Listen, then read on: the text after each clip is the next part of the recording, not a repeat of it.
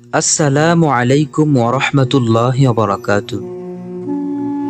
পবিত্র কোরআনুল কারিমে বলা হয়েছে, ফেরাউন ডুবে মারা গেছে। মৃত্যুর পরও তার শরীর অক্ষত রাখা হবে এবং তা পরবর্তী সীমালঙ্ঘনকারীদের জন্য সতর্ক বার্তা হিসেবে রয়ে যাবে। আল্লাহ তাআলা বলেন, আজ আমি তোমার অর্থাৎ ফেরাউনের দেহ রক্ষা করব, যাতে তুমি তোমার পরবর্তীদের জন্য নিদর্শন হয়ে থাকো।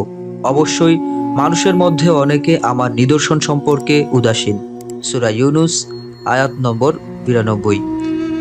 এই আয়াতের আগের আয়াতে বলা হয়েছে, আল্লাহর আযাব দেখে ফেরাউন তওবা করার চেষ্টা করেছিল, কিন্তু তার তওবা গৃহীত হয়নি। আল্লাহ তাআলা তাকে নদীতে ডুবিয়ে মেরেছেন। আলোচ্য আয়াতে আল্লাহ তাআলা এই ঘোষণা দিয়েছেন যে পরবর্তীদের জন্য ফেরাউনের লাশ সংরক্ষিত রাখা হবে।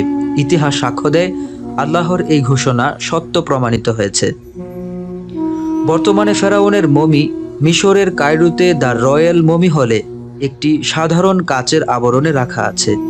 এর দৈর্ঘ্য 202 সেন্টিমিটার। আবিষ্কৃত হওয়ার আগে মমিটি 3000 বছরেরও বেশি সময় ধরে মিশরের পিরামিডে ছিল। লাশটি সম্পূর্ণ অক্ষত অবস্থায় আবিষ্কার করা হয়েছিল। বিজ্ঞান আজ পর্যন্ত ফেরাউনের লাশের অবিকৃত অবস্থার ব্যাখ্যা দিতে পারেনি, হয়তো কোনোদিন পারবেও না। আল্লাহ তাআলার ভাষ্য অনুযায়ী এটা তার কুদরতের নিদর্শন। 1981 সালে তৎকালীন ফরাসি প্রেসিডেন্ট ফ্রাঁসোয়া মিতেরা মমি করে রাখা ফেরাউনের লাশ পরীক্ষা নিরীক্ষা ও গবেষণার জন্য তা ফ্রান্সে পাঠাতে মিশর সরকারের কাছে অনুরোধ করেন।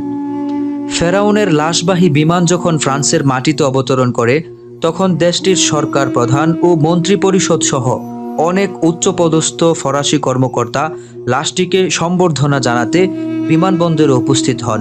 মনে হচ্ছিল যেন ফেরাউন এখনও জীবিত রয়েছেন এবং তিনিই ফ্রান্সের প্রকৃত শাসক।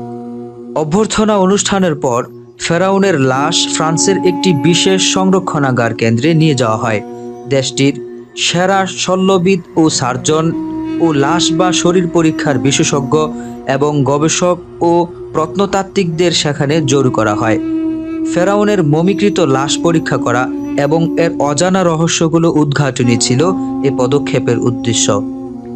ফেরাউনের লাশ সংক্রান্ত গবেষক টিমের প্রধান ছিলেন doctor Morris Bucaille.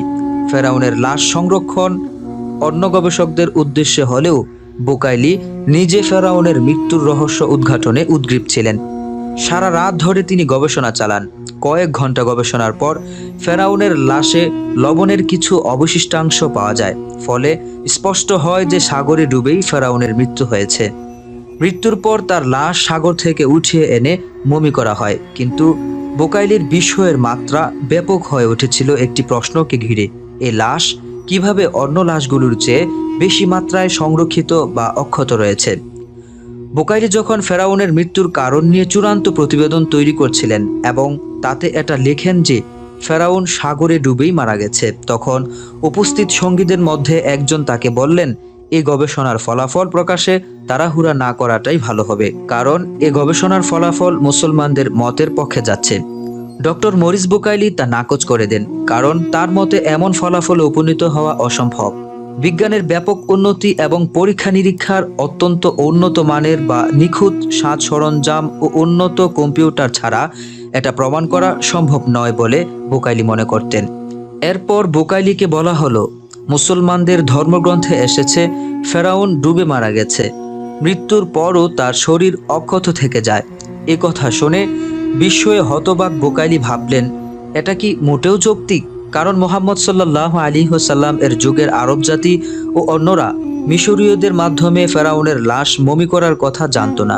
Doctor Morris Bucaille সারা রাত ফেরাউনের লাশের দিকে চোখ রেখে ভাবতে লাগলেন, কিভাবে কোরআন ডুবে যাওয়া ফেরাউনের লাশ উদ্ধারের কথা জানল, অথচ খ্রিস্টানদের ধর্মগ্রন্থ বাইবেল এই গল্প বর্ণনার সময় ফেরাউনের লাশ উদ্ধারের সম্পর্কে কিছুই বলেনি। নিজেকে প্রশ্ন করলেন, এটা কি সেই ফেরাউন যে হযরত মূসা আলাইহিস সালামকে গ্রেফতারের জন্য তার পেছনে ছুটেছিল?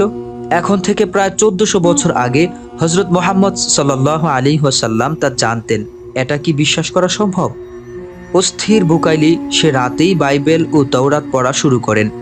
তৌরাতের একটি অধ্যায়ে তিনি পড়েছিলেন, পানি ফিরে এসে ফেরাউন সহ তার পিছে পিছে আসা ঘোড়াগুলো তার সেনাদলের সবাইকে গ্রাস করে তাদের কেউ রক্ষা পায়নি। এই অংশটুকু পরে বিস্মিত হলেন বোকাইলি। কিছুদিন পর ফরাসি সরকার কাচের কফিন করে ফেরাউনের মমি আবারও মিশরে ফেরত পাঠায়, কিন্তু বোকাইলির মাথা তখনও ফেরাউনের সম্পর্কে কোরআনের বক্তব্য নিয়ে বিভোর ছিল। তিনি ফেরাউনের লাশ রক্ষা পাওয়া সংক্রান্ত কোরআনের বক্তব্য সম্পর্কে সুনিশ্চিত হওয়ার জন্য মুসলিম দেশগুলো সফরের সিদ্ধান্ত নেন। ফরাসি সার্জন বোকাইলি সৌদি আরবে চিকিৎসা সংক্রান্ত এক সম্মেলনে ডুবে যাওয়া ফেরাউনের লাশ রক্ষা পাওয়া সম্পর্কে গবেষণালব্ধ নতুন তথ্য উল্লেখ করেন। ওই সম্মেলনে মানবদেহ বিশ্লেষক একদল মুসলিমও উপস্থিত ছিলেন। এ অবস্থায় সেখানে একজন মুসলমান পবিত্র কোরআন খুলে সূরা ইউনুসের 92 নম্বর আয়াত তেলাওয়াত করলেন, যেখানে বলা হয়েছে, আজ আমি তোমার অর্থাৎ ফেরাউনের দেহ রক্ষা করব, যাতে তুমি তোমার পরবর্তীদের জন্য নিদর্শন হয়ে থাকো। অবশ্যই মানুষের মধ্যে অনেকে আমার নিদর্শন সম্পর্কে উদাসীন। সূরা ইউনুস আয়াত নম্বর 92। ডক্টর বোকাইলি এই আয়াত শুনে সবার সামনে দাঁড়িয়ে যান এবং মুসলমান হওয়ার কথা ও পবিত্র কোরআনের প্রতি বিশ্বাসী হওয়ার কথা ঘোষণা করলেন। কোরআনের সত্যতা এভাবে প্রকাশিত হতে দেখে অনেকের চোখ থেকে গড়িয়ে পড়ল অশ্রু এবং হৃদয়গুলোতে বইল পরিবর্তনের ঝড়। ডক্টর বোকাইলি বহু বছর ধরে তার গবেষণায় বিজ্ঞানের নতুন তথ্যগুলোর সাথে কোরআনের মিল অমিল খুঁজতে গিয়ে একটি অমিলও পাননি। ফলে কোরআনে কোনো ভুল না থাকার ব্যাপারে তার ঈমান কেবলই দৃঢ়তর হয়েছে। তিনি এসব গবেষণার ফলাফল তুলে ধরেছেন কোরআন, তাওরাত, বাইবেল ও বিজ্ঞান শীর্ষক বইয়ে। 1400 বছর আগেও কোরআন বিজ্ঞানের এত সূক্ষ্ম দিক এত নির্ভুল বা নিখুঁতভাবে তুলে ধরায় তার অশেষ বিস্ময় বিধৃত হয়েছে এই বইয়ে। ফলে তা পশ্চিমা বিজ্ঞানীদের মধ্যেও বিস্ময়ের ঝড় তুলেছে। বহু ভাষায় অনুদিত হয়েছে বইটি। অনেক অমুসলিম এ বই পড়ে মুসলমান হয়েছেন। ফেরাউন সংক্রান্ত গবেষণার সাথে কোরআনের দেয়া তথ্যের মিল পেয়ে বোকাইলি উচ্চারণ করেছিলেন কোরআনের এই আয়াত, এরা কি লক্ষ্য করে না কোরআনের প্রতি? এটা যদি আল্লাহ ছাড়া অন্য কারো পক্ষ থেকে হতো তবে এতে অবশ্যই বহু বৈপরীত্য বা ভুল দেখতে পেত। সূরা নিসা 82 নম্বর আয়াত। ফেরাউন নিজেকে ঈশ্বর হিসেবে ঘোষণা করেছিলেন, যা ছিল নাস্তিকতার চরম বহিঃপ্রকাশ। আল্লাহ তাকে শাস্তিস্বরূপ তার মরদেহ চির অবিকৃত থাকার ঘোষণা শাস্তিস্বরূপ প্রদান করেছিলেন, যা পবিত্র কোরআনে বর্ণিত রয়েছে। এই অবিকৃত দেহটি যুগ যুগ ধরে একটি সতর্ক বার্তা নির্দেশ করবে, স্মরণ করিয়ে দিবে যে আল্লাহ এক, তার কোনো অংশীদারি নাই, তিনি ব্যতীত আর কোনো মাবুদ নেই যে সৃষ্টি জগৎকে লালন করবে। এটা সৃষ্টিকর্তার কেরামতি, যা সমস্ত জাতিকুলের কাছে সতর্ক নির্দেশনা থাকবে এবং এই অবিকৃত অবস্থার কারণ সারা জীবন অজানা থেকে যাবে। বিজ্ঞান কোনোদিন এর উপযুক্ত ব্যাখ্যা দিতে পারবে না বা এর রহস্য খুঁজে পাবে না।